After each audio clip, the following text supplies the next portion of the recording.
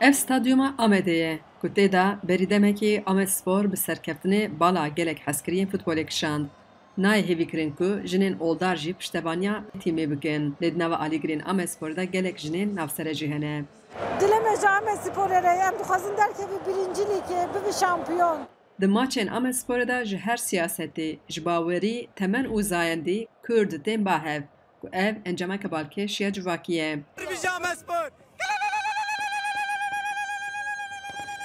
Em ailece fanatikin. Pır keyfama hoşa. Şampiyon Amedspor. Cemme belediye Şampiyon Kaka jirgin edini karı piseme bıçava. Serkeftin ya me. Aşvane altı. Şampiyon Amed. Reha Ruhavî oğlu gerînendeyê sentera Kurdiş Stadyê destnîşan kir ku Amedspor besne Kulûbek Sporê ye. Ew parçeyeka tevgera civaka sivîl e û ji bo Kurdan jî mîna tîmeka netewî ye. Erê li Wanê em bêjin li Cizîrê li Dêrsimê tîmên futbolê ê Kurdan hene. Lê ji ber ku Amed peytextek e û bala herkesî ser Amedê ye. Wexta ku nav guherî Amedê hem ew bû yani hezkiriyê wê zêde bûn, hem zor û zext lê zêde bû. Li hember vê zor û zextê millet xwedî derketina millet lê zêde bû. Amedspor bû em bêjin ewek tîmek neteweyî.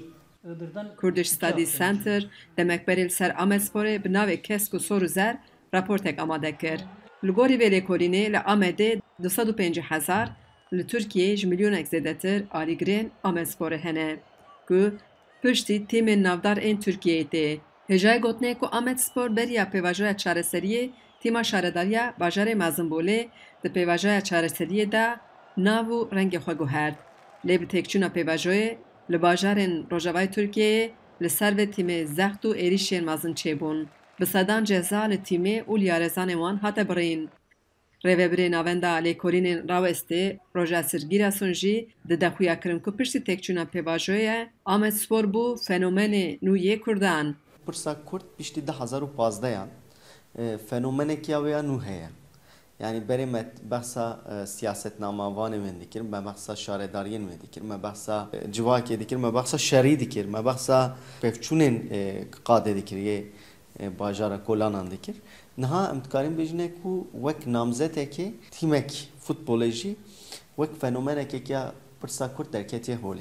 Roj Sirgîresûn di dexuya kirin ku Kurdên ku xwe ji siyasetê dûr dixin, Amedspor ji bo wan jî bûye qada temsîleka nû. Ruhavî oğlu jî destnîşan kir ku piştî Amedspor bi ser ket gelek rêvebirên siyasî ên Türk peyama pîrozbahiyê şandin û ev jî dikare bike ku Amedspor di nava raya giştî a Tirkiyeyê de normalize bibe. Xecî Canfarqîn, Dengê Amerîka, Amed.